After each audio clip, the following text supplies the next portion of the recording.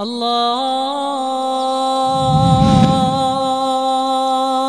أكبر. الله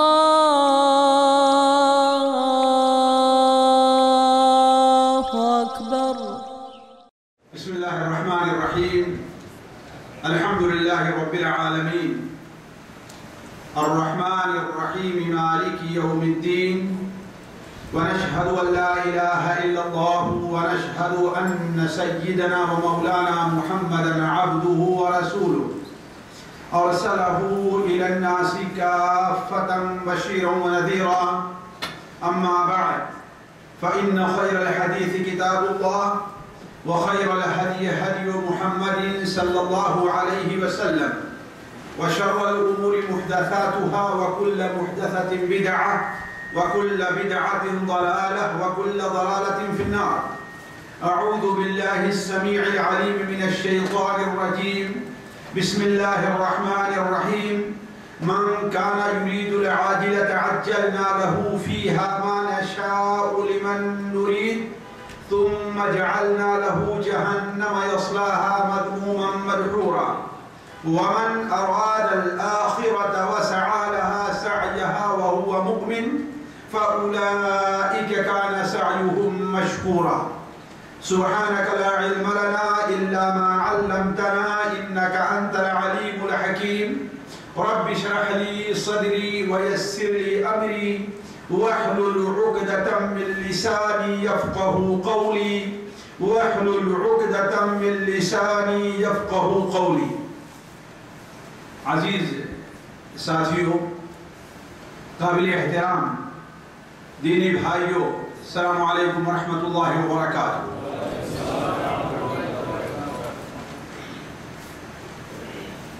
دنیا میں سعادت کی زندگی بسر کرنے اور آخرت میں نجات کے لیے عمل صالح ضروری ہے۔ کوئی بھی شخص اس دنیا میں سعادت مند زندگی نہیں بسر کر سکتا،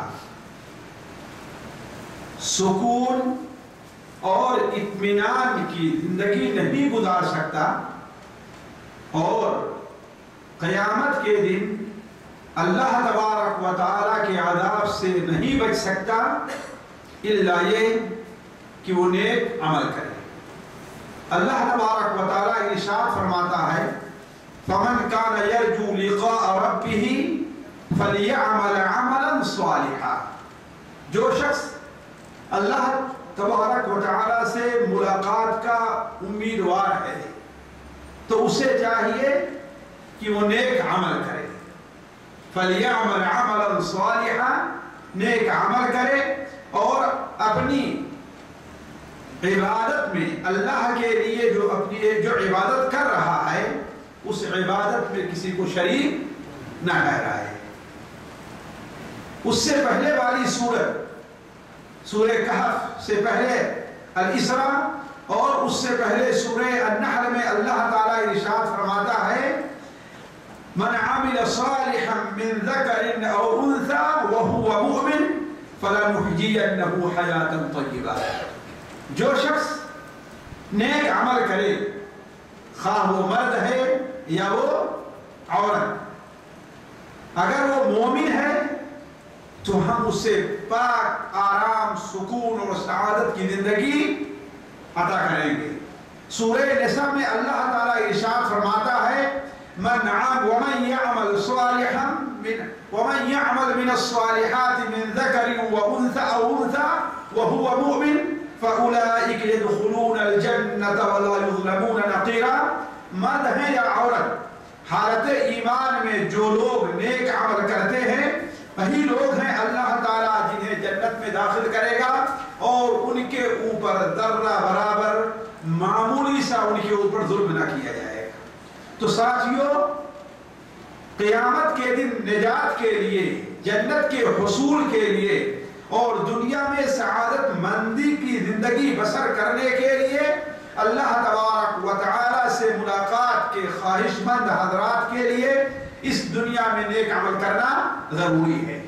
چنانچہ قیامت کے دن جن اہم چیزوں سے متعلق سوال ہوگا وہاں پر بندوں کے اعمال سے متعلق بھی سوال ہوگا کہ آخر دنیا میں تم کیا عمل کرتے رہے ہو، آیا تمہارا عمل نیک تھا یا تمہارا عمل نیک نہیں تھا۔ اللہ تبارک و تعالی ارشاد فرماتا ہے وَلَتُسْأَلُنَّ عَمَّا كُنْتُمْ تَعْمَلُونَ، تم سب کے سب جو کچھ دنیا میں عمل کر رہے ہو اس سے متعلق تم سے سوال کیا جائے گا اور تم پوچھے جاؤ گے۔ فَوَرَبِّكَ لَنَسْأَلَنَّهُمْ أَجْمَعِينَ عَمَّا كَانُوا يَعْمَلُونَ، تیرے رب کی قسم ہم ان تمام لوگوں سے پوچھیں گے جو کچھ وہ لوگ دنیا میں عمل کرتے رہے ہیں۔ حضرت ابو برزہ اسلمی رضی اللہ عنہ کی روایت سنن ترمذی میں ہے، حضرت معاذ بن جبل کی روایت، حضرت عبداللہ بن مسعود کی روایت سنن دارمی مستدرک حاکم وغیرہ میں ہے کہ نبی کریم صلی اللہ علیہ وسلم نے ارشاد فرمایا قیامت کے دن کسی بندے کا قدم اپنی جگہ سے ہٹ نہیں پائے گا یہاں تک کہ اس کی عمر سے متعلق پوچھ لیا جائے کہ عمر کو اس نے کہاں صرف کیا ہے، علم سے متعلق پوچھا جائے کہ جو تمہیں علم تھا اس کے مطابق تم نے کہاں تک عمل کیا ہے، مال کے متعلق سوال کر لیا جائے کہ مال کہاں سے کمایا ہے اور کہاں جا کر کے خرچ کیا ہے، زندگی سے متعلق پوچھ لیا جائے کہ زندگی میں تم کیا عمل کرتے رہے ہو۔ تو عرض کرنے کا مقصد یہ ہے ساتھیو کہ کوئی بھی شخص مرد ہے یا عورت، چھوٹا ہے یا بڑا، عالم ہے یا جاہل، کوئی بھی ہے، بغیر نیک عمل کے وہ شخص جنت میں نہیں جائے گا اور نہ دنیا میں اسے سعادت مندی کی زندگی نصیب ہو سکتی ہے۔ مجھے ایک حدیث یاد آئی، امام احمد بن حنبل رحمہ اللہ اپنی کتاب مسند احمد کے اندر نقل کرتے ہیں، ایک مشہور صحابی حضرت بشیر ابن خصاصیہ رضی اللہ تعالیٰ عنہ وہ بیان کرتے ہیں کہ میں نبی کریم صلی اللہ علیہ وسلم کی خدمت میں حاضر ہوا اور میں ایمان لایا اور آپ سے بیعت لینا چاہا کہ آپ ہم سے بیعت کرنا چاہا کہ آپ ہم سے بیعت لے لیں۔ آپ صلی اللہ علیہ وسلم نے ہم سے بیعت لی اور کہا کہ اللہ کی عبادت کرنا، اس کے ساتھ کسی کو شریک نہیں ٹھہرانا، نماز پڑھنا، روزہ رکھنا، زکوٰۃ دینا اور حج کرنا اور اللہ تعالیٰ کے راستے میں جہاد کرنا۔ وہ بیان کرتے ہیں کہ اے اللہ کے رسول صلی اللہ علیہ وسلم ساری باتیں قبول ہیں لیکن دو کام اس میں کے ایسے ہیں جو مجھ سے نہیں ہو سکتا۔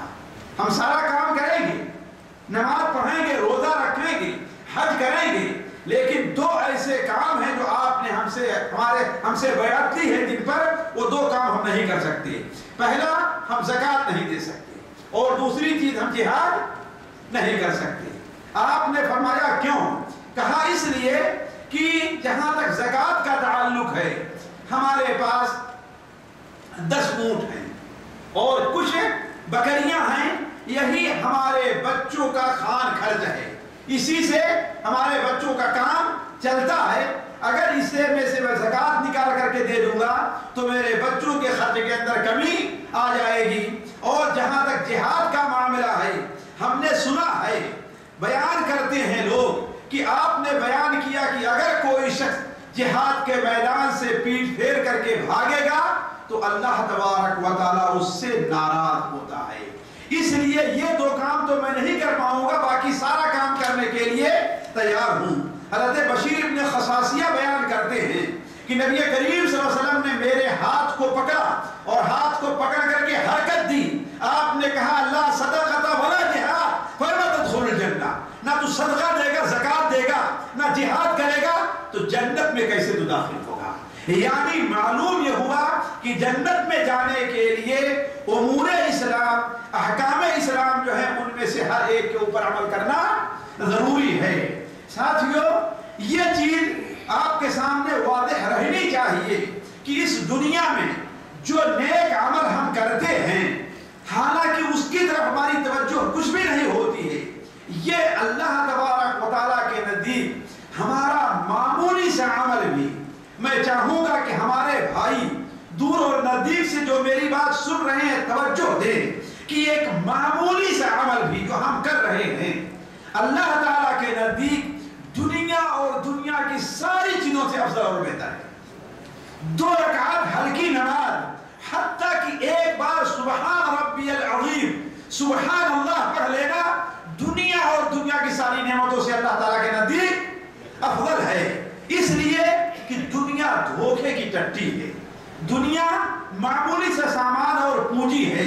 اس دنیا میں انسان چاہے جتنے دن رہ لے، دنیا میں انسان چاہے جتنا آرام کر لے، لیکن آخرت کے آرام اور آخرت کی تکلیف کے مقابلے میں اس کی کوئی اہمیت نہیں ہے. تبھی تو اللہ تعالیٰ ارشاد فرماتا ہے وَمَا الْحَيَاةُ الدُّنْيَا إِلَّا مَتَاعُ الْغُرُورِ. دنیا کی جو زندگی ہے یہ کیا ہے؟ دھوکے کی پونجی ہے، دھوکے کی ٹٹی ہے. اس کے دھوکے میں نہ آنا. یا ایھا الناس اتقوا ربکم، اے لوگو اللہ تعالیٰ سے ڈرو. واخشوا یوما، اس دن کا خوف رکھو. لا یجزی والد عن ولدہ ولا مولود جاز عن والدہ شیئا، جس دن نہ باپ بیٹے کے کسی کام آئے گا اور نہ بیٹا باپ کے کسی کام آئے گا. ایک بار نبی کریم صلی اللہ علیہ وسلم اس حدیث کو امام عبداللہ ابن مبارک رحمہ اللہ اپنی کتاب الزہد میں، امام طبرانی رحمہ اللہ اپنی کتاب طبرانی اوسط کے اندر نقل کرتے ہیں کہ نبی کریم صلی اللہ علیہ وسلم کا گزر ایک قبر کے پاس سے ہوا جسے ابھی دفن کیا گیا تھا. آپ صلی اللہ علیہ وسلم اس قبر کے پاس گئے اور لوگوں سے پوچھا یہ کس کی قبر ہے. اس کے بعد آپ صلی اللہ علیہ وسلم نے ارشاد فرمایا رکعتان خفیفتان، 2 ہلکی رکعت نماز جسے تم معمولی سمجھتے ہو، حقیر سمجھتے ہو. اذان ہو گئی ہے، مسجد میں آ کر کے 2 رکعت نماز پڑھنی بھاری پڑتی ہے، لیکن مسجد کے گیٹ پر کھڑے ہو کر کے 10 منٹ 15 منٹ اپنے ساتھی سے بات کرنا وہ بھاری نہیں پڑتا ہے. وہ نماز 2 رکعت جسے تم ہلکی سمجھتے ہو اسے کوئی اہمیت نہیں دیتے، کوئی وزن نہیں دیتے. اس قبر والے کی نزدیک دنیا کی ساری چیزوں سے بہتر ہے. رکعتان خفیفتان تحقروہما، جسے تم لوگ حقیر سمجھتے ہو، اس قبر والے کے نامہ اعمال میں اتنا اضافہ کر دیتی ہے کہ تمہارے نزدیک پوری دنیا اتنی اہمیت نہیں رکھتی. ذرا سوچیں ساتھیو، آپ 2 رکعت ہلکی نماز اس کی یہ اہمیت ہے. بلکہ یہ بات مجھے ایک اور بات کی طرف کھینچ کر کے لے آئی. تفسیر کی کتابوں میں لکھا جاتا ہے کہ حضرت سلیمان علیہ السلام کو اللہ تبارک و تعالیٰ نے کیا نعمت دی تھی؟ کیا نعمت دی تھی؟ کس پر سواری کرتے تھے وہ؟ جی ہوا پر سواری ہوتی تھی، ہے کہ نہیں؟ اور ہوا پر سواری اللہ تعالیٰ نے کیوں دی ہے ساتھ؟ کیوں دی ہے؟ اس لیے کہ اللہ تبارک و تعالیٰ کے لیے 300 اونٹوں 300 گھوڑوں کو ذبح کر دیا تھا. ایک وقت کی نماز ان کی قضا ہو گئی اونٹوں کی گھوڑوں کی محبت میں، دیکھتے رہے اور اتنا مشغول ہو گئے اس کے دیکھنے میں. جیسا کہ ایک تفسیر ہے کہ عصر کی نماز قضا ہو گئی تو اتنا رنج ہوا کہ ان گھوڑوں کی وجہ سے میری نماز قضا ہو گئی ہے، 300 گھوڑوں کو ذبح کر دیا اللہ کے لیے. اس کا بدلہ اللہ تعالیٰ نے کیا دیا کہ سلیمان تم نے میرے لیے گھوڑوں کی سواری سے استغنا حاصل کیا ہے، آؤ ہم تمہیں ہوا کے اوپر. من ترک للہ شیئا، جو اللہ کے لیے کسی چیز کو چھوڑ دیتا ہے تو اللہ تعالیٰ اس سے بہتر چیز اسے عطا فرماتا ہے. تو حضرت سلیمان علیہ السلام ایک بار ہوا کے اوپر اپنا تخت رکھ کر کے جا رہے تھے. ایک کسان کھیت میں کام کر رہا تھا، اس نے جب دیکھا کہ حضرت سلیمان پر سواری جا رہی ہے تو کہتا ہے وہ کسان لقد اوتی آل داؤد ملکا عظیما، داؤد کے بیٹے کو تو اللہ تعالیٰ نے بہت عظیم مملکت عطا فرمائی. داؤد کے بیٹے کون تھے؟ حضرت سلیمان صاحب. ان کو اللہ تعالیٰ نے بڑی عظیم حکومت عطا فرمائی ہے. حضرت سلیمان علیہ السلام کو یہ بات معلوم ہوئی اللہ کے بتانے سے یا کسی اور ذریعے. وہ واپس آتے ہیں، اپنے تخت کو وہاں پر اتارا، اس کسان کے پاس جا کر کے اس سے کہتے ہیں کہ ایک بار سبحان اللہ پڑھ لینا آل داؤد کے ملک سے بہتر ہے. اللہ تعالیٰ کے نزدیک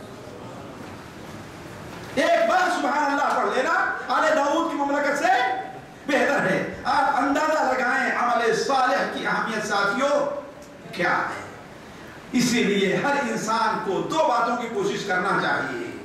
ایک بات تو یہ کہ وہ جو عمل کرے اس کا عمل صالح, اور دوسری چیز یہ کہ جو عمل کرے اس کا عمل اللہ تعالیٰ کے نزدیک مقبول ہے. ورنہ اگر اللہ کے نزدیک اس کا عمل قبول نہیں ہے تو کیا فائدہ؟ کوئی فائدہ؟ بھلا بتائیے اس بچے کے بارے میں آپ کیا کہتے ہیں کہ جس دن سے نیا سال شروع ہوتا ہے وہ امتحان کی تیاری شروع کر دیتا ہے. امتحان آتا ہے تو مزید محنت کرنا شروع کر دیتا ہے, رات اور دن کو ایک کر دیتا ہے, اور جب امتحان ہو رزلٹ اس کا نکلے پاس ہونے والوں میں اس کا نام نہ ہو تو آپ کیا کہیں گے؟ جی کیا کہیں گے اس کے بارے میں؟ ذرا سوچیں کہیں آپ یہ تو آپ نہیں بن رہے ہیں. آپ کے اوپر یہ وقت تو نہیں آنے والا ہے, ہمارے اوپر تو نہیں آنے والا ہے کہ جب ہم یہ نیک عمل کر رہے ہیں اور جب اللہ تعالیٰ کے سامنے حاضر ہو تو ہمارا نام اعمال کیا ہو؟ صاف. کوئی نیکی ہماری اللہ کے نزدیک مقبول نہ ہونے پائے. وہ کسان جو موسم کا لحاظ کر کے کھیت میں محنت کرتا ہے, وقت پر بیج ڈالتا ہے, کھیت کی اچھی خدمت بھی کرتا ہے, سچائی بھی کرتا ہے, لیکن جب کٹائی کا وقت آتا ہے تو اسے کچھ ہاتھ نہیں آتا. اس کے بارے میں کیا کہیں گے آپ کا کیا تصور ہے اس کے بارے میں؟ تو کہنے کا مطلب یہ ہے کہ ہمیں دو چیزوں کی فکر بہت کرنی چاہیے ساتھیوں.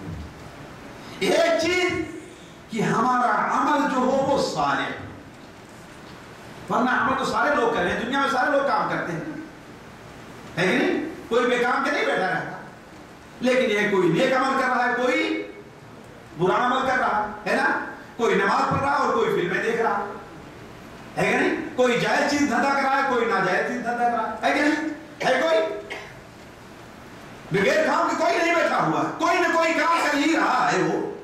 تو پہلی چیز تو یہ ہونی چاہیے کہ ہمارا عمل کیا ہو, اور دوسری بات یہ ہونی چاہیے کہ ہمارا عمل اللہ تعالیٰ کے نزدیک مقبول. ہمارا جو عمل نیک عمل کریں ہم اللہ کے نزدیک مقبول بھی ہو. ورنہ اگر ہم لاکھ لکھیں امتحان میں اور ہمارا جواب سوال کے مطابق نہ ہو, امتحان لینے والا اسے قبول نہ کرے تو کیا کریں گے؟ سوچنے کی بات. ساتھیوں مجھے یہی دو چیزیں آج آپ کے سامنے اسی پر توجہ دلانی ہے. پہلی چیز کیا ہے ساتھیوں کہ ہم جو عمل کریں ہمارا عمل کیا ہے؟ اللہ کے نزدیک مقبول ہو. دوسری چیز نیک ہو اور مقبول ہو. اور دوسری چیز جو زیادہ جو اصل اس درس کے رکھنے کا میرا مقصد ہے وہ یہ ہے کہ ہم میں کا ہر شخص یہ کیسے جانے کہ اس کا عمل آخر اللہ کے نزدیک مقبول ہو رہا ہے کہ نہیں ہو رہا ہے کہ نہیں؟ ہر آدمی کہے گا کہ ہاں ہمارا عمل نیک ہے. آج میں اس پر زیادہ توجہ نہیں دوں گا, صرف اس کے ایک نقطے پر میں لاؤں گا بس. ورنہ عام طور پر بار بار آپ لوگ علماء سے اور مشائخ سے یہ سنتے آئے ہیں کہ قبولیت عمل کی شرائط کیا ہے, بندے کا عمل کب قبول ہوگا اللہ تعالیٰ کے نزدیک. بار بار سنتے آئے ہیں کہ بھائی عمل صالح ہو, سنت کے مطابق ہو, اخلاص کے ساتھ ہو. اور یہی چیز اللہ تعالیٰ نے وہ آیت جو ہم نے آپ کے سامنے پڑھی خطبے میں, اس میں اللہ تعالیٰ ارشاد فرماتا ہے وَمَنْ أَرَادَ الْآخِرَةَ وَسَعَى لَهَا سَعْيَهَا وَهُوَ مُؤْمِنٌ فَأُولَئِكَ كَانَ سَعْيُهُمْ مَشْكُورًا. جو انسان آخرت کا ارادہ کرتا ہے, دنیا کے لیے کام نہیں کرتا ہے, کس لیے کام کر رہا ہے؟ کوئی نیک عمل کرتا ہے تو دنیا کا فائدہ ساتھیوں یہ کسی اور موقع پر, ورنہ ہم میں سے بہت سے لوگ نیک عمل کرتے ہیں لیکن دنیا کے لیے کرتے ہیں. مثال کے طور پر ایک شخص ہے, اس کی روزی میں برکت نہیں ہو رہی ہے, کسی نے اس سے کہا کہ اللہ کے بندے صبح اٹھ کر کے قرآن مجید کی تلاوت کر لیا کرو، اللہ تعالیٰ روزی میں برکت دے گا. تو تلاوت کس لیے کرنا شروع کیا؟ جی بتائیے، اللہ کے لیے کر رہا ہے کہ اپنے دنیا کے لیے کر رہا ہے؟ تو اس کا کوئی فائدہ نہیں. ایک صاحب ہیں وہ خواب میں ڈر جایا کرتے ہیں. ان سے کہا گیا خواب میں ڈرنے کے کہ صبح شام کے اذکار کا اہتمام کرو. اب وہ اہتمام کرنا شروع کر دی. تو یہ اذکار کس لیے کر رہے ہیں؟ آخرت کے لیے، دنیا کے لیے؟ جی ہاں. تو دنیا کا معاملہ اور آخرت کا بڑا اہم ہے. بہت سے لوگ اس پر توجہ نہیں دیتے. توجہ دینے کی ضرورت ہے، لیکن میں اس موضوع کو بھی نہیں چھیڑتا یا کسی اور وقت پر. ابھی جو مجھے کرنا ہے، بات کرنی ہے، وہ یہ ہے کہ پہلی شرط یہ ہے کہ انسان مومن ہو. کافر کا کوئی عمل اللہ کے نزدیک مقبول نہیں. ایک مومن ایک پائی خرچہ کر رہا ہے تو اللہ تعالیٰ اسے قبول کرے گا. لیکن ایک کافر اگر ارب خرچہ کر دے رہا ہے تو اللہ اسے قبول. ایک مومن ایک بار زبان سے سبحان اللہ پڑھ لے رہا ہے، اللہ اسے قبول کرے گا. لیکن کافر ہے، صبح سے شام تک مالا جپ رہا ہے اللہ اللہ اللہ اللہ کا، اللہ اسے قبول کرنے والا کیوں؟ وَهُوَ مُؤْمِن. شرط یہ ہے کہ وہ کیا ہونا چاہیے؟ دوسری شرط یہ ہے کہ ایمان کے ساتھ ساتھ وہ کام اپنے دنیا کے فائدے کے لیے نہ کرے، لوگوں کو دکھانے کے لیے نہ کرے، اپنے مال میں برکت کے لیے کوئی نیک کام نہ. کس لیے کرے؟ اللہ کو راضی کرنے کے. ہمارا نقصان ہی کیوں نہ ہو، لیکن یہ اللہ کا حکم ہے، ہم اسے بجا لائیں گے. تو یہ دوسری چیز ہے. تیسری چیز یہ ہے کہ وَسَعَى لَهَا سَعْيَهَا، اس کے لیے ویسے ہی کوشش کر رہا ہے جیسی کوشش کرنی چاہیے، جیسی کوشش ہونی چاہیے. علماء کہتے ہیں اس سے اشارہ ہے کہ وہ کام نبی کریم صلی اللہ علیہ وسلم سنت کے مطابق ہونا چاہیے. لیکن ایک چیز ہے ساتھیوں جس پر اعمال کی قبولیت یا اعمال صالح کے مقبول ہونے کو بتانے میں لوگ کم توجہ دیتے ہیں، اس پر میں تھوڑی توجہ دے رہا ہوں. وہ کیا ہے کہ انسان ان تینوں چیزوں کے ساتھ ساتھ گناہوں سے بھی پرہیز کرتا ہے. ان تمام چیزوں کے ساتھ ساتھ گناہوں سے بھی پرہیز کرے. انسان لاکھ نیک عمل کرتا ہے لیکن وہ گناہ بھی کرتا ہے تو یہ اس کے اعمال کی قبولیت میں رکاوٹ بننے والی چیز ہے. اللہ تعالیٰ ارشاد فرماتا ہے قرآن مجید کے اندر ان تجتنبوا کبائر ما تنہون عنہ نکفر عنکم سیئاتکم وندخلکم مدخلا کریما. اگر تم ان بڑے بڑے گناہوں سے بچتے رہو گے جن سے تمہیں روکا گیا ہے تو ہم تمہاری چھوٹی چھوٹی لغزشوں کو بخش دیں گے اور تمہیں عزت کی جگہ میں داخل کریں گے. تو نیک عمل کی قبولیت کے لیے ایک اہم شرط یہ ہے ساتھیوں کہ انسان گناہوں سے پرہیز کرتا رہے. اور نبی صلی اللہ علیہ وسلم نے بہت سے گناہوں کی طرف کیا ہے رہنمائی بھی کی ہے. مثال کے طور پر وہ گناہ جو انسان کے عقیدے اور توحید میں خلل ڈالنے والے ہوں ان گناہوں سے پرہیز کیا جائے. اگر ان سے پرہیز نہیں کرتا ہے تو انسان کے اعمال اللہ تعالیٰ کے نزدیک مقبول نہیں ہے. مثال کے طور پر نبی صلی اللہ علیہ وسلم نے اس کی یہ مثال دی کہ صحیح مسلم شریف کی روایت ہے کہ جو شخص کسی عراف کے پاس جاتا ہے، جو شخص کسی کاہن کے پاس جاتا ہے، کاہن کس کو کہتے ہیں؟ عراف کس کو کہتے ہیں؟ وہ شخص جو مستقبل کی، جیسے آپ کی کوئی چیز غائب ہو گئی تو آپ کس کے پاس گئے؟ چلو کسی بابا پیر کے پاس جاؤ کہ دیکھ کر کے بتا دے کہ ہماری چیز کس کے پاس ہے. ایسا ہوتا ہے کہ نہیں ہوتا؟ یہی چیز عراف ہے. تو جو شخص کسی عراف کے پاس گیا یا کاہن کے پاس گیا، اس سے کوئی چیز پوچھتا ہے تو اللہ تبارک و تعالی اس کی 40 دن کی نماز قبول نہیں کرتا. 40 دن کی نماز قبول نہیں. کیوں؟ اس لیے کہ اگرچہ انسان اپنے عقیدے میں بڑا درست رہے لیکن یہ چیز اس کے عقیدے کے فساد کا سبب بن سکتی ہے. دوسری چیز، نماز کے تارک کی بھی اللہ تعالیٰ کوئی عبادت نہیں قبول کرتا.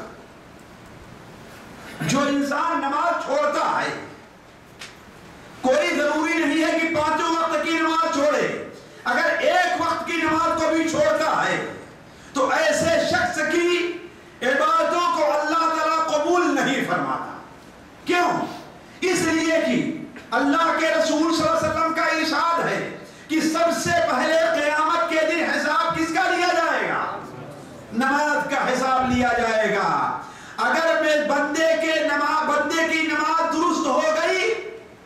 کے سارے اعمال درست ہو جائیں گے.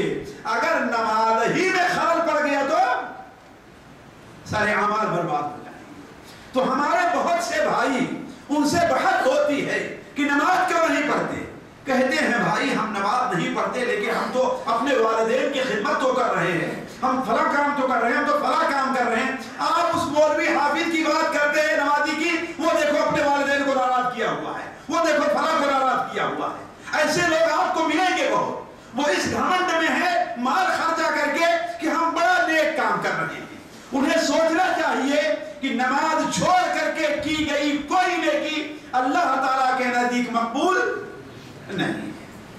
دوسری چیز اس پر بھی توجہ دیں, کوئی عبادت کا کام آپ کر رہے ہیں اور اس عبادت کے دوران آپ گناہ کا کام بھی کر رہے ہیں.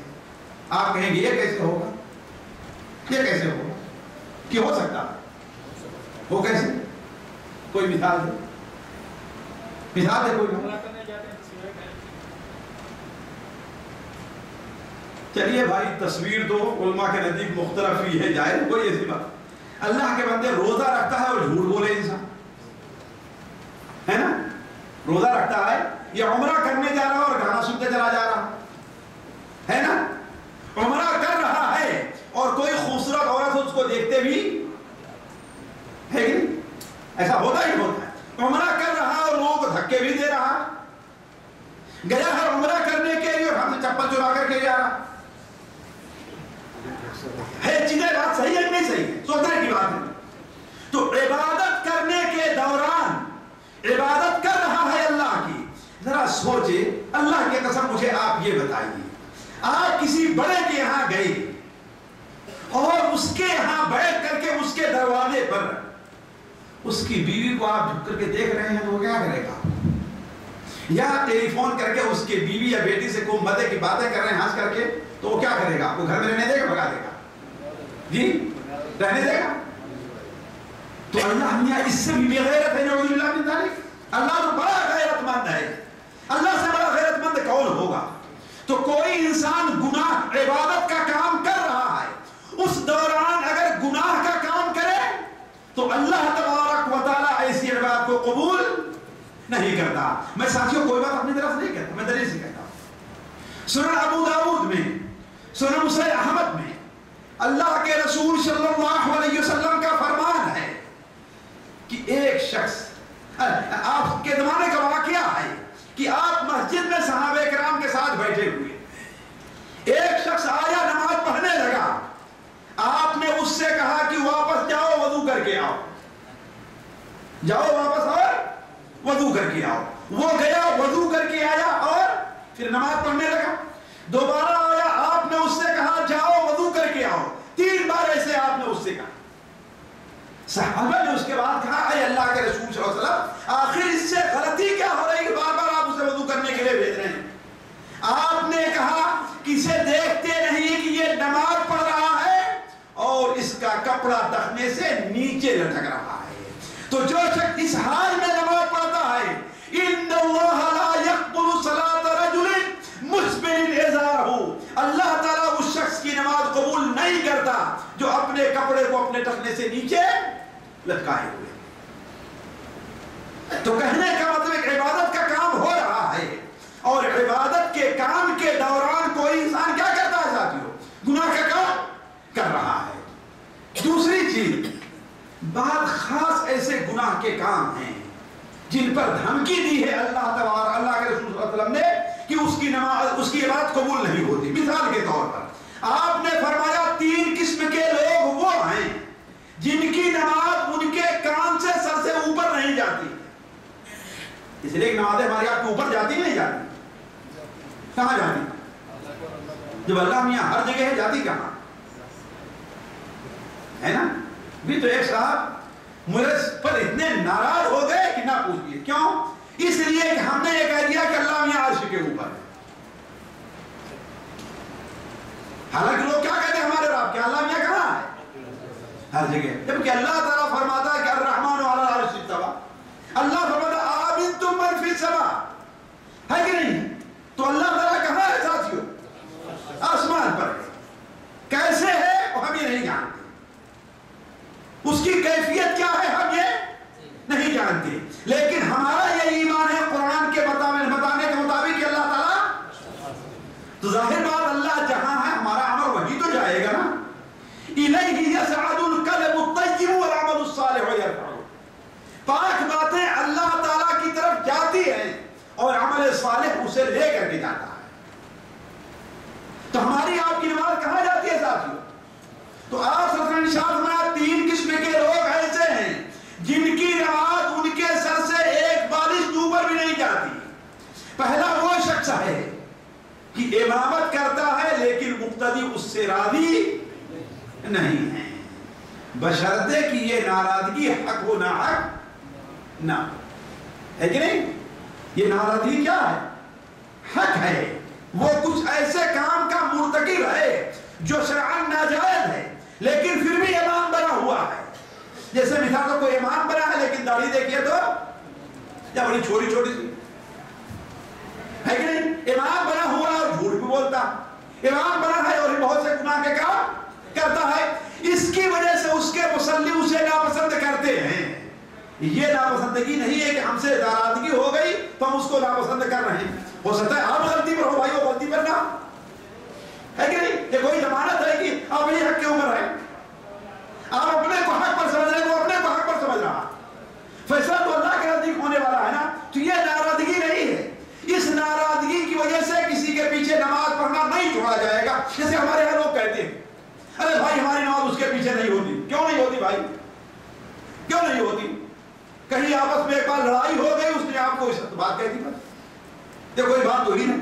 شرط یہ ہے کہ وہ برائی اس کے اندر ایسی پائی جا رہی ہو کہ وہ کیا ہے، حقیقت میں برائی شرعی طور پر ہے، تو وہ امامت کرتا ہے تو اس کی نماز اللہ کے نزدیک مقبول نہیں ہے.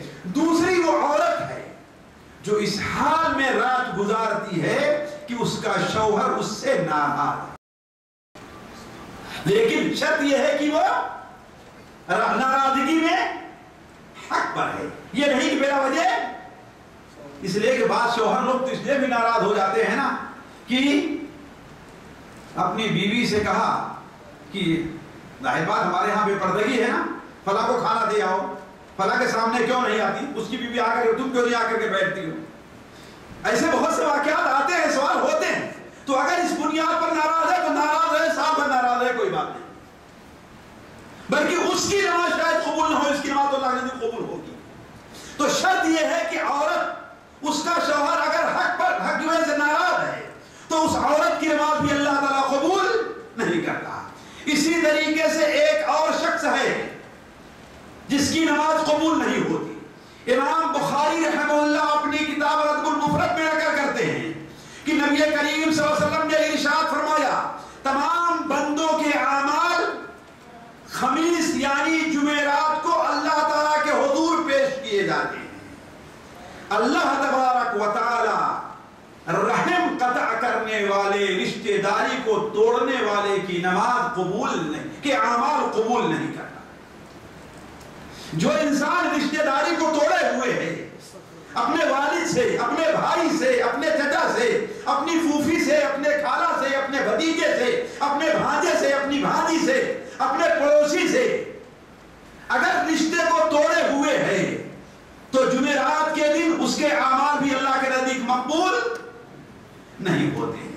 تو عرض کرنے کا مقصد یہ ہے کہ بعض وہ گناہ ہیں کہ انسان کرتا ہے پھر بھی اس کے عمل مقبول نہیں ہوتے، بلکہ یہ سمجھ لیجیے ساتھیوں عموماً جو کبائر گناہ، کبیرہ گناہ ہے، کبیرہ گناہ کرنے والے کے اعمال اللہ تعالیٰ کے نزدیک مقبول نہیں ہیں.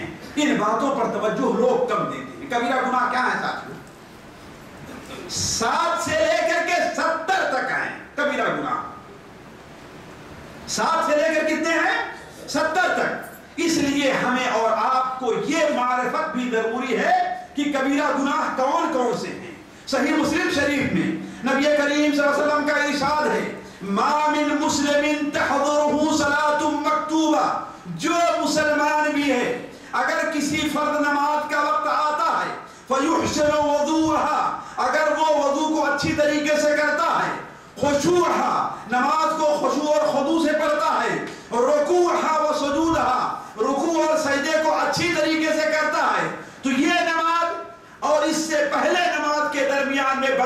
جو گناہ ہوا ہے اللہ تعالیٰ سب معاف کر دے گا بشرطے کہ وہ گناہ کبیرہ سے بچتا رہا ہو۔ تو گناہ کبیرہ کے اندر ملوث ہونا یہ بھی انسان کے اعمال کے عدم قبولیت کا سبب ہے۔ اب آتے ہیں اصل موضوع کی طرف جس کے لیے ہم نے کہ آیا ہمارے اعمال اللہ تبارک و تعالیٰ کے نزدیک ساتھیوں مقبول ہوں، ہم اس کی علامت کیسے جان سکتے ہیں؟ ہر انسان کہہ سکتا ہے کہ ہمیں بھائی معلوم ہونا چاہیے کہ ہمارے اعمال اللہ تعالیٰ کے نزدیک مقبول ہیں کہ مقبول نہیں، ایسا ہے؟ لیکن ایک چیز بتا دوں، اللہ تبارک و تعالیٰ کی یہ بہت بڑی مہربانی ہے کہ اللہ تعالیٰ نے اس چیز کو پردے میں رکھا ہے کہ ہمیں نہیں معلوم، آپ کو نہیں معلوم کہ کسی کا عمل اللہ کے نزدیک قبول ہے کہ قبول نہیں۔ یہ امت پر اللہ کی بہت ورنہ انسان رسوا ہو کر کے رہ جاتے، ہم اور آپ رسوا ہو کر کے رہ جاتے۔ بعد ایک آدمی جسے آپ بڑا نیک سمجھتے ہیں، پتہ نہیں اس کے اعمال مقبول ہو رہے ہیں مقبول نہیں ہو رہے، ہے کہ نہیں؟ رسوائی ہوتی کہ نہیں ہوتی؟ یہ امت محمدیہ پر اللہ تعالیٰ کا بہت بڑا کرم ہے، حالانکہ یہ فضیلت کسی اور امت کو حاصل نہیں ہے۔ بعض امتیں ہیں کہ اللہ تعالیٰ ان کے سارے اعمال قبول اللہ کی علامت ظاہر ہو جائے۔ مثال کے طور پر صحیح بخاری شریف میں ہے کہ نبی کریم صلی اللہ علیہ وسلم کا ارشاد ہے کہ ایک نبی اپنی فوج کو لے کر کے چلتے ہیں، جب ایک شہر جس کے اوپر حملہ کرنا تھا وہاں پر پہنچے تو کیا دیکھتے ہیں کہ سورج اب ڈوبنے کے قریب ہو گیا ہے۔ انہوں نے نبی نے کہا کہ اے سورج، ہم اللہ کے حکم سے نکلے ہیں اور تو بھی اللہ کے حکم کے تابع ہے، جب تک اس گاؤں کو ہم فتح نہ کر لے تو اپنی جگہ پر ٹھہر جا، جو ڈوبنا نہیں۔ آپ نے بیان فرمایا، صحیح بخاری شریف کی روایت ہے کہ سورج اپنی جگہ پر ٹھہر گیا، اور یہی ایک نبی دنیا میں ہیں جن کے لیے سورج اپنی جگہ پہ ٹھہرا، ورنہ سورج کبھی کسی کے لیے ٹھہرا نہیں، کسی کے لیے نہیں ٹھہرا۔ اور یہ نبی، ان کا نام یوشع بن نون ہے۔ ان کا نام کیا ہے؟ یوشع بن نون ہے۔ یہ بیت المقدس کو فتح کرنے کے لیے چلے تھے، دشمنوں کا قبضہ ہو گیا تھا، تو انہوں نے عصر کا وقت ہو رہا تھا، انہوں نے اللہ تعالیٰ سے دعا کی کہ اے اللہ تبارک و تعالیٰ، یہ سورج بھی تیرے حکم کا تابع فرمان ہے اور ہم بھی تیرے حکم سے نکلے ہیں جہاد کے لیے، جب تک اس شہر کے اوپر ہمارا قبضہ نہ ہو جائے سورج اپنی جگہ سے نہ۔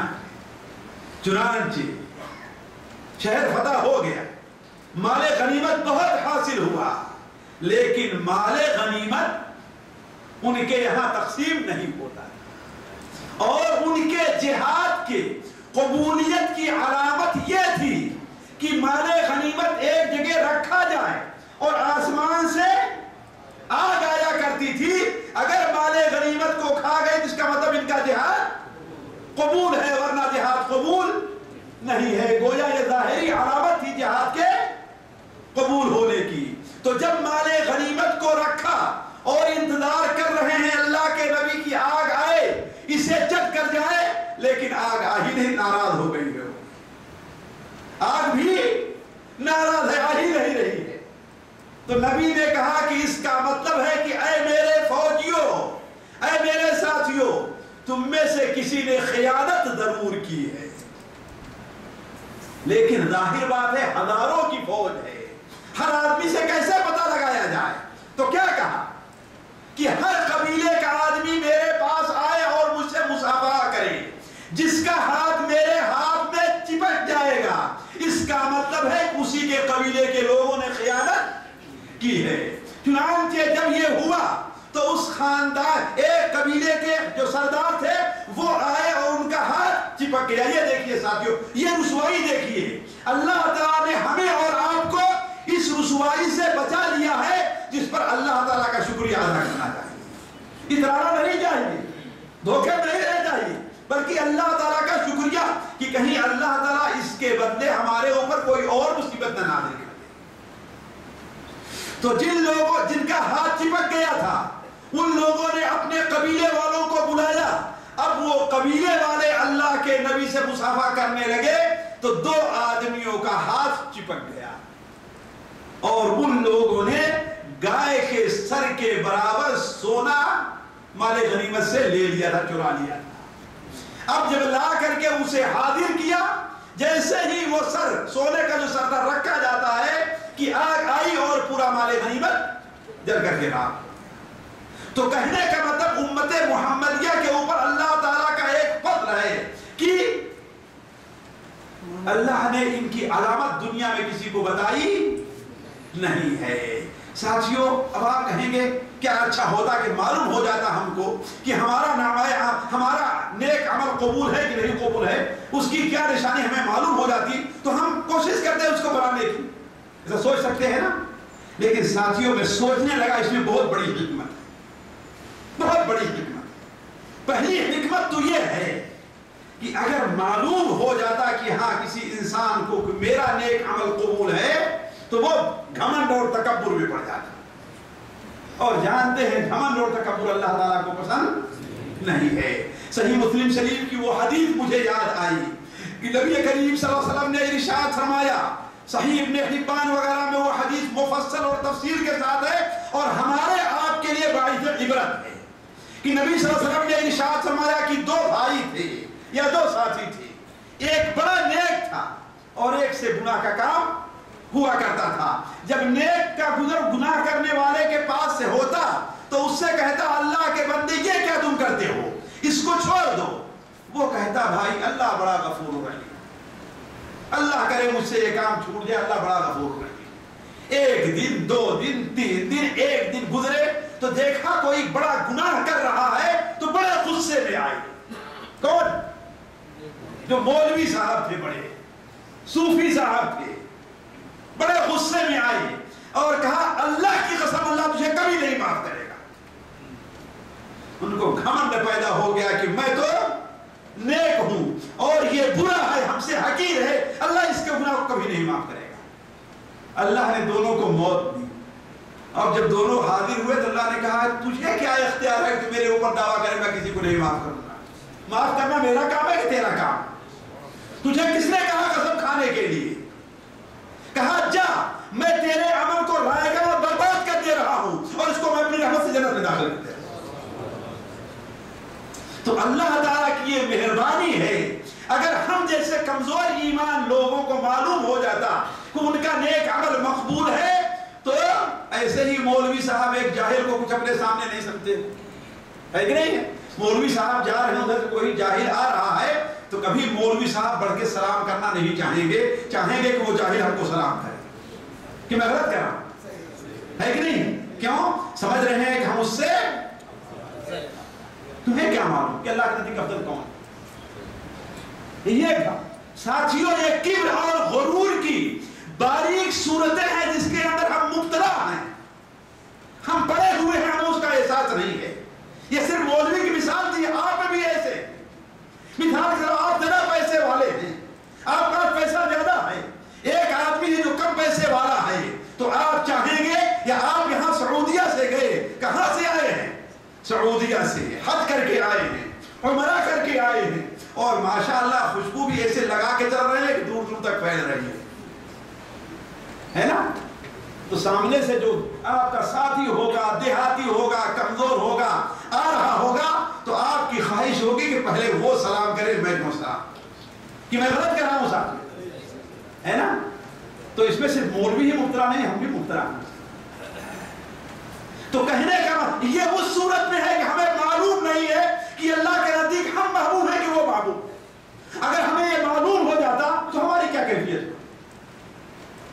تو اللہ کا بہت بڑا کرم یہ ہے کہ ہمیں یہ علامت نہیں بتلائی کہ ہمارا عمل اللہ کے نزدیک قبول ہے کہ قبول نہیں ہے۔ دوسری چیز ساتھیوں، اگر دو آدمی ہیں، دو ساتھی ہیں، ایک ساتھ نماز پڑھنے جا رہے ہیں، دونوں مسجد سے نکلے، ایک کی نماز قبول ہو جائے دوسرے کی قبول نہ ہو، تو جس کی قبول نہ ہوگی اس کے دل میں حسد پیدا ہوگا اس کے لیے، ہے کہ نہیں؟ بھائی یہ کیا چھوڑتے ہیں، دو آدمی کوئی دنیا کے انٹرویو دینے جا رہے ہیں، ایک آدمی کا سلیکشن ہو جائے دوسرے کا نہ ہو، تو جس کو ہو جاتا ہے اس کے دل میں کیا ہے، دوسرے جس کو نہیں ہوتا اس کے دل میں اس کے لیے حسد پیدا ہو جاتا ہے کہ نہیں؟ یہ بات میں کہاں سے کہہ رہا ہوں؟ سوچیں، قرآن مجید میں اس کی دلیل ہوئی جی، کیا؟ حابیل اور قابیل کا واقعہ. آخر قابیل کے دل میں حسد کیوں پیدا ہوا؟ سوچیں، اس لیے کہ وَاتْلُ عَلَيْهِمْ نَبَأَ ابْنَيْ آدَمَ إِذْ قَرَّبَا قُرْبَانًا فَتُقُبِّلَ مِنْ أَحَدِهِمَا وَلَمْ يُتَقَبَّلْ مِنَ الْآخَرِ قَالَ لَأَقْتُلَنَّكَ. حضرت آدم علیہ السلام کے دونوں بیٹوں کا قصہ بیان کیجئے کہ ایک کی قربانی تو قبول کر لی گئی اور دوسرے کی قربانی قبول نہیں کی گئی. تو جس کی قربانی قبول نہیں ہوئی اس کے دل میں حسد پیدا ہوا اور کہا کہ مجھے قتل کرنا ہے کہ نہیں؟ تو اگر اعمال کی قبولیت معلوم ہو جاتی تو لوگوں میں حسد پیدا ہو، لڑائی شروع ہو جاتی. تیسرا فائدہ ساتھیوں یہ ہے کہ کوئی آدمی اپنے کیے پر اترائے نہیں، اپنے کیے پر خوش نہ ہو کہ اب کیا ہماری تو ساری نیکیاں قبول ہو ہی رہی ہیں، ہمارے سارے گناہ تو مٹائے. تجھے کیا معلوم کہ آج تیری نیکی قبول ہوئی، کل تجھ سے کوئی ایسا کام ہو جائے جو ساری نیکیوں کو تباہ و برباد کر دے، ہے کہ نہیں؟ اسی لیے اللہ کے مومن بندوں کی صفت یہ بیان کی گئی ہے کہ وہ اپنی کوشش پر نیک عمل کرتے ہیں، اپنی کوشش پر. اس کے بعد اللہ تعالیٰ سے ڈرتے رہتے ہیں کہیں اللہ تعالیٰ میری نیکیوں کو رد نہ کر. چنانچہ اللہ تعالیٰ قرآن مجید میں ارشاد فرماتا ہے ان الذین هم من خشیۃ ربهم مشفقون والذین هم بآیات ربهم یؤمنون والذین هم بربهم لا یشرکون والذین یؤتون ما آتوا وقلوبهم وجلة انهم الى ربهم راجعون اولئک یسارعون فی الخیرات وهم لها سابقون. وہ لوگ جو اللہ کے ڈر سے کانپتے رہتے ہیں، وہ لوگ جو اللہ کے احکام پر آیات پر ایمان لے آتے ہیں، وہ لوگ جو اللہ کے ساتھ کسی کو شریک نہیں ٹھہراتے، وہ لوگ جتنا ان سے ہو سکتا ہے اللہ تعالیٰ کے راستے میں دیتے رہتے ہیں، اس کے باوجود وہ اللہ تعالیٰ سے ڈرتے رہتے ہیں. حضرت عائشہ نے سوال کیا ہے اللہ کے رسول صلی اللہ علیہ وسلم اس سے کون سے لوگ مراد ہے؟ چور مراد ہے؟ زنا کرنے والا مراد ہے؟ ڈاکہ ڈالنے والا مراد ہے؟ کون مراد ہے کہ وہ کام کرتا ہے اور ڈر رہا ہے کہ اللہ ہماری پکڑ نہ کر لے؟ کہا لا یا بنت صدیق، اے صدیق کی بیٹی وہ نہیں ہے، یہ وہ لوگ ہیں جو نماز پڑھتے ہیں، صدقہ کرتے ہیں، روزہ رکھتے ہیں، پھر اس کے ساتھ ساتھ یہ ڈرتے رہتے ہیں کہ اللہ میری نمازوں کو قبول کرے گا کہ قبول نہیں کرے گا. تو اس کا فائدہ یہ ہے. اب ساتھیوں آتے ہیں اختصار کے ساتھ کہ ہم کیسے سمجھیں کہ ہمارے اعمال اللہ کے نزدیک مقبول ہیں. علماء نے کچھ علامتیں رکھی ہیں، یعنی مکمل نہیں ہیں لیکن اس سے ایک اندازہ ہو جاتا ہے. پہلی چیز ساتھیوں، پہلی چیز لوگوں کی محبت. لوگوں کی کوئی انسان اگر بظاہر اللہ تعالیٰ کے احکام کا ہے اور اللہ کی مخلوق اس سے محبت کر رہی ہے تو اس کا مطلب یہ ہے کہ اس کے اعمال اللہ تعالیٰ کے نزدیک مقبول ہو رہے ہیں. ان الذین آمنوا وعملوا الصالحات سیجعل لهم الرحمن ودا. جو لوگ ایمان لے آئے اور عمل صالح کیا اللہ تبارک و تعالیٰ ان کی محبت رکھ دے گا.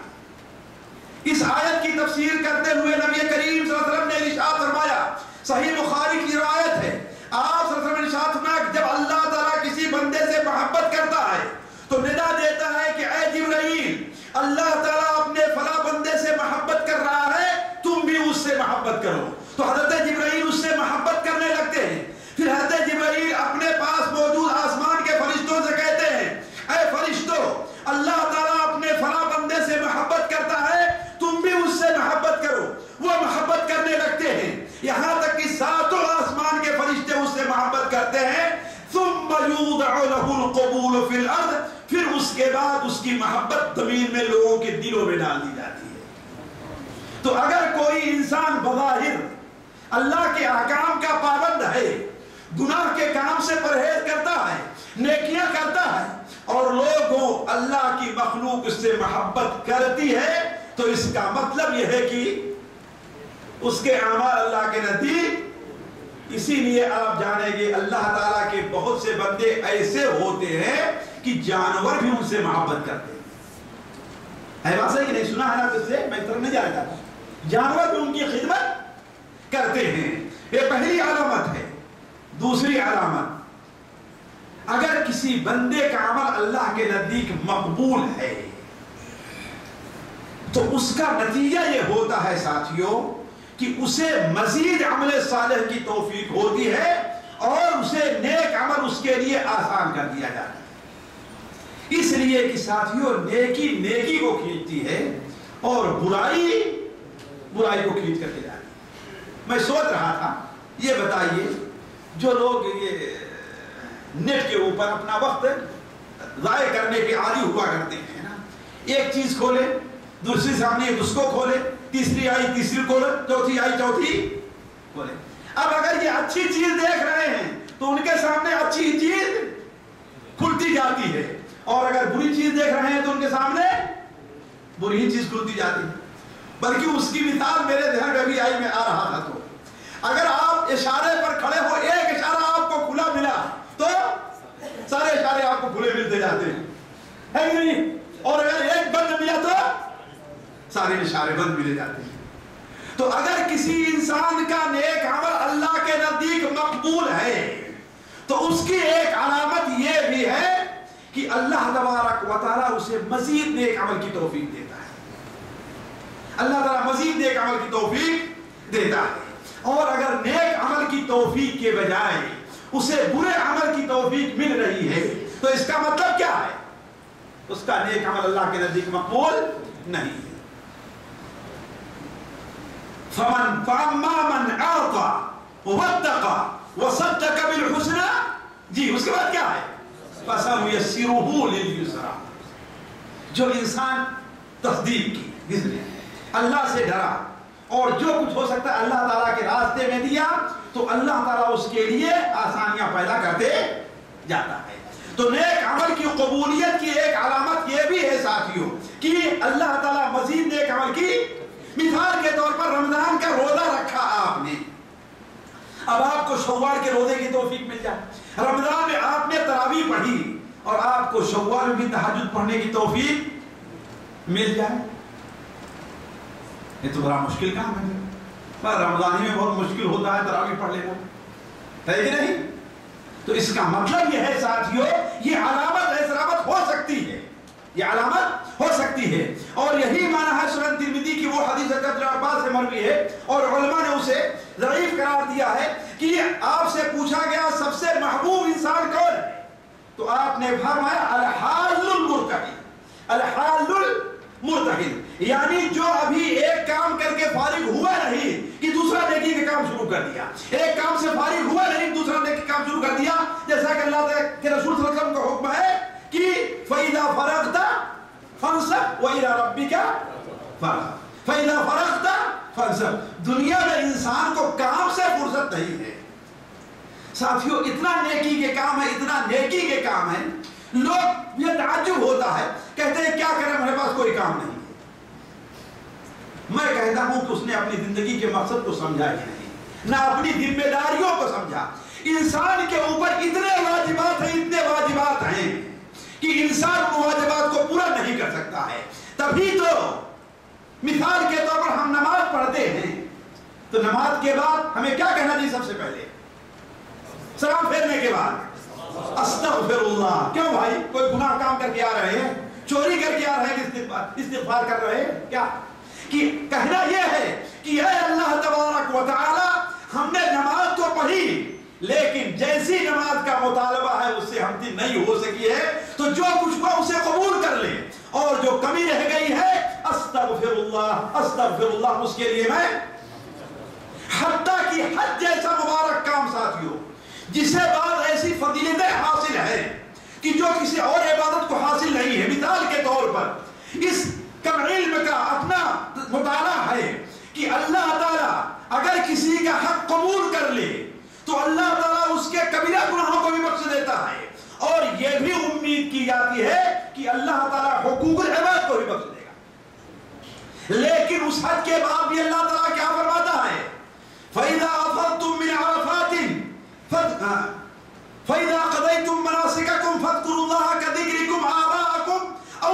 ذکرا فمن الناس من يقول ربنا آتنا في الدنيا وما له في الآخرة من خلاق ومنهم من يقول ربنا آتنا في الدنيا حسنة وفي الآخرة حسنة وقنا عذاب النار. یعنی حج کے انتہا کے بعد بھی ہمیں اور آپ کو استغفار کا حکم دیا گیا ہے. تو کہنے کا مطلب یہ ہے کہ عبادت کی قبولیت کی ایک علامت یہ بھی ہے ہمارے عمل کے قبولیت کی کہ اللہ تبارک و تعالی ہمیں مزید عمل کی توفیق عطا فرمائے. تیسری چیز، ایک چیز بسا اوقات قبولیت کی یہ بھی ہوتی ہے کہ آپ کی اللہ تعالیٰ دعا قبول کر لے. دعا قبول کر لے یعنی مثال کے طور پر آپ کسی مشکل میں پھنس گئے، مشکل گھڑی آپ کے اوپر آ گئی، آپ نے اللہ کے لیے کوئی نیک عمل کیا ہے، اگر اس عمل کا وسیلہ دے کر کے اللہ تعالیٰ سے مانگے اللہ تعالیٰ آپ کی دعا قبول کر لے تو اس کا مطلب کیا ہے؟ آپ کا وہ عمل اللہ تعالیٰ کے نزدیک مقبول.